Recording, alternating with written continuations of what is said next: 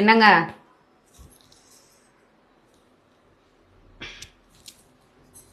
குடிங்க. மொத்தம் 3 சவரனு. தேய்மானம் சேதாரம் போக 2.5 தேரும். அடகு வைக்க எதுக்குமா சேதாரம்லாம்? இல்லைங்க, வித்துடுங்க. என்னடி பேசுற நீ? ஆமாங்க, நம்ம இருக்க நிலைமைக்கு மாசம் மாசம் வட்டி கட்டி அதென்ன மூட்டவா முடியும்?